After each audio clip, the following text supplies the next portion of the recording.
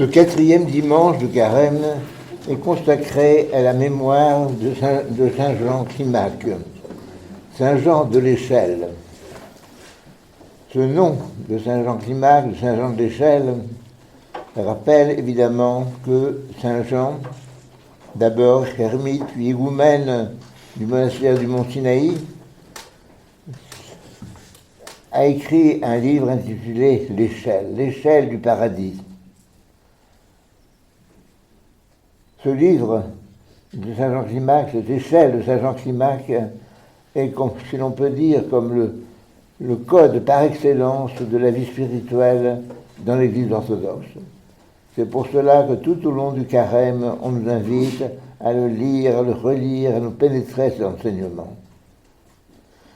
Saint Jean Climac a intitulé son livre L'Échelle, l'échelle du paradis. Il y a là évidemment une allusion à ce beau passage de l'Ancien Testament qui nous raconte la vision du patriarche Jacob, qui a vu une échelle reliant le ciel et la terre et par laquelle les anges montaient et descendaient. Et il a compris que cette échelle signifiait que le ciel se rapprochait de la terre. Cette échelle était comme une prophétie, une annonce de l'incarnation du Christ. Car c'est par cette incarnation du Christ que l'union pouvait être rétablie entre le divin et l'humain, entre le ciel et la terre, que l'énergie divine, la vie divine allait pouvoir de nouveau irriguer l'humanité. Mais l'échelle était aussi, et la liturgie nous le rappelle, était aussi une image, une figure, une annonce de la Mère de Dieu, par qui l'incarnation du Christ a été rendue possible, par qui, grâce à son consentement à la parole de l'ange lors de l'Annonciation, par qui le Christ s'est précisément incarné. Et pour nous, si Saint Jean Climac a voulu ainsi que ce soit cette image d'une échelle qui nous révèle ce qu'est la vie spirituelle, une échelle dont chacun des gradins, chacun degré est constitué par tel ou tel aspect de la lutte contre les pensées mauvaises ou par telle ou telle vertu de la vie chrétienne, c'est bien pour nous enseigner que notre vie spirituelle, notre vie chrétienne, cette vie que nous recevons au baptême, est une vie précisément. Et toute vie est quelque chose qui est appelé à se développer, à progresser. Au baptême, bien sûr, nous recevons déjà la grâce du Saint-Esprit. Au baptême, déjà, nous sommes comme greffés sur les énergies divines. Au baptême se trouve rétabli ce courant de vie entre Dieu et nous. Grâce à notre baptême, oui, la vie divine peut nous pénétrer. Dieu est rendu présent en nous pour agir avec nous, pour unir son agir au nôtre, de manière que nous puissions réaliser ce qui n'est pas possible à l'homme laissé à lui-même. L'évangile que nous lisions tout à l'heure contenait cette belle parole, que tout est possible à celui qui croit, que par la foi, tout devient possible.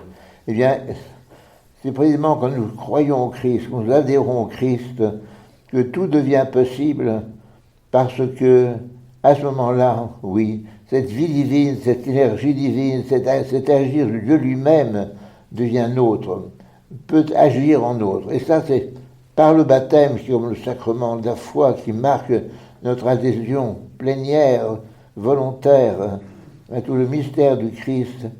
C'est par là que cette énergie divine, cette vie divine peut venir en nous, peut irriguer tout notre être, notre cœur, mais aussi toute notre âme et tout notre corps.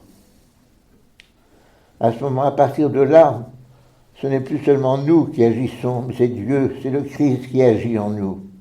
Et tout cet enseignement du Christ, ces béatitudes nous avons aussi entendu tout à l'heure, que tout cela peut devenir pour nous quelque chose de réel. C'est hors de portée de l'homme. Oui, l'Évangile, tout ce que le Christ enseigne dans l'Évangile est quelque chose que nous ne pouvons pas réaliser. L'Évangile n'est pas un code de morale, que l'homme pourrait réaliser par ses propres forces, par sa propre volonté. L'Évangile et tout ce que le Christ nous enseigne ne devient pour nous accessible, réalisable, que si, par la foi et par le baptême, nous sommes vraiment greffés sur cette énergie divine, et si Dieu agit en nous, avec nous, pénètre notre âme et notre corps de sa présence, de son propre agir, pour que ce ne soit plus nous qui vivions, que ce ne soit plus nous qui agissions, mais le Christ en nous. Mais pour que cela se réalise pleinement en nous, eh bien, le baptême ne suffit pas. Le baptême est la première étape. Le baptême est comme la petite graine de tout cela, mais une petite graine, une semence qui doit se développer tout au long de notre vie par notre consentement, par notre abandon à l'action de Dieu, par la reconnaissance de notre pauvreté, de notre indigence. Ce que nous avons apporté, c'est l'humilité, c'est la reconnaissance de notre pauvreté. Mais cette reconnaissance, justement, attire le Saint-Esprit, attire cette énergie divine en nous, si elle est vraie, si elle est profonde. Je me souviens qu'un grand père spirituel orthodoxe, le père Siméon de Maldonne, qui est décédé il y a quelques années, disait « La vie spirituelle est quelque chose d'extrêmement simple. Elle consiste à se reconnaître pécheur, à reconnaître sa misère, son impuissance. Et cela attire le Saint-Esprit. Cela attire en nous cette action, cet agir de Dieu, cette énergie divine avec laquelle tout devient possible. Tout devient possible, mais progressivement, étape par étape. L'image de l'échelle m'en suggère que, oui, notre vie spirituelle n'est pas quelque chose ni qui serait donné intégralement au départ, non, elle nous est donnée en germe, et qui ne se réalise pas non plus ensuite, je dirais, d'un bond. On ne saute pas à pieds joints du bas d'une échelle à son sommet, ce serait fort dangereux. Il faut la gravir échelon par échelon et dans l'ordre. Et cela, les saints pères y insistent sans cesse. Non seulement Saint Jean Climac, mais tous les autres pères insistent beaucoup sur ce fait, bien que tout se fait avec le temps, tout se fait successivement. Il faut d'abord commencer par la crainte de Dieu. Il faut d'abord commencer par ce désir, cette volonté d'obéir au commandement de Dieu, de se faire violence pour cela. Alors que spontanément, eh bien, nous tendrions vers toute autre chose.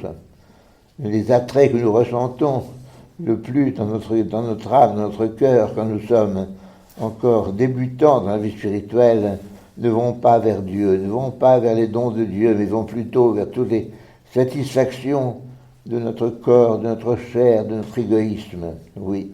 Et il faut que nous luttions contre cela, que nous luttions pas à pas contre toutes ces tendances mauvaises qui subsistent en nous.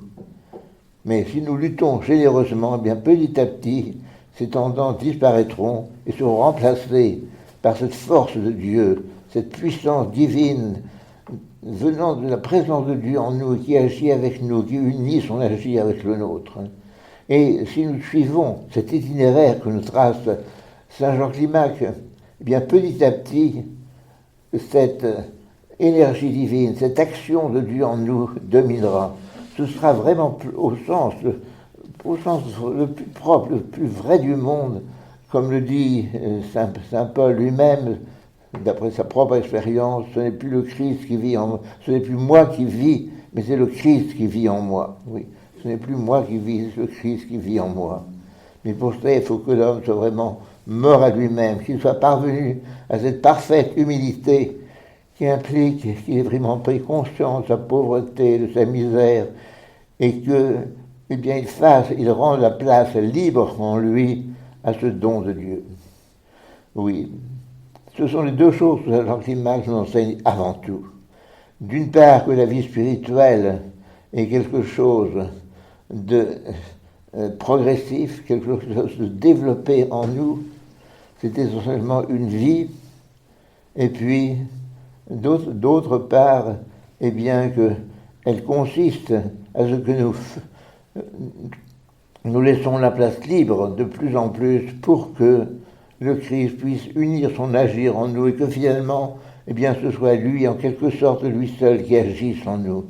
Que notre vie ne soit plus qu'un consentement, qu'un abandon confiant, totalement confiant en cette présence du Christ qui veut bien venir agir en nous et faire de nous par là même des membres de son corps, des membres irrigués par sa propre vie. C'est ainsi qu'en nous, eh bien, se réalisera alors comme une extension de l'incarnation du Christ. Et nous rejoignons par là, sous un autre aspect, encore cette image de l'échelle de Jacob. Oui, c'est par cette vie spirituelle, c'est en gravissant cette échelle, eh bien qu'en nous se réalisera aussi cette conjonction du divin et de l'humain. Non pas dans une union hypostatique, comme les théologiens disent, personnelle, avec Dieu, avec une personne divine. Nous ne devenons pas des personnes divines, nous restons des hommes, mais des hommes divinisés, des hommes déifiés, transfigurés par la présence en nous de l'énergie divine. C'est ça la vie chrétienne.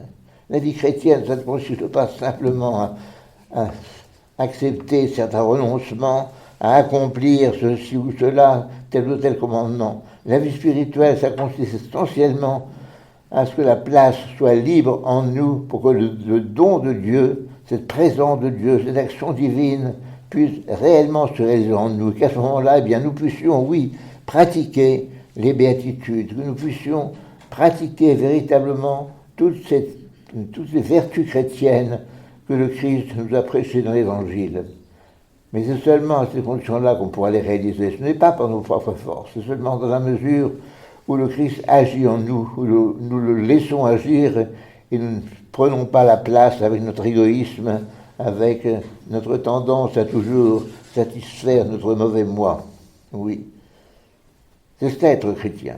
Être chrétien, ce n'est pas simplement avoir une profession de foi du bout des lèvres, ça ne consiste pas seulement à consentir avec quelques belles idées, mais c'est entrer dans cette vie spirituelle, et dont Saint Jean Climac s'est révélé, on pourrait dire vraiment le maître par excellence.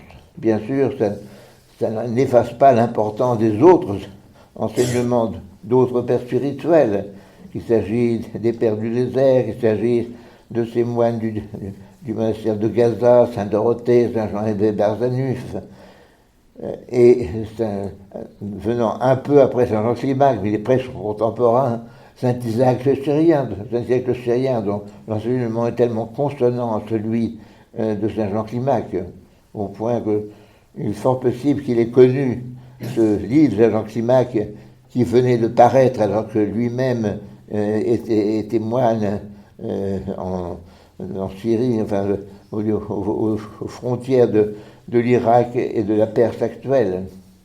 Oui.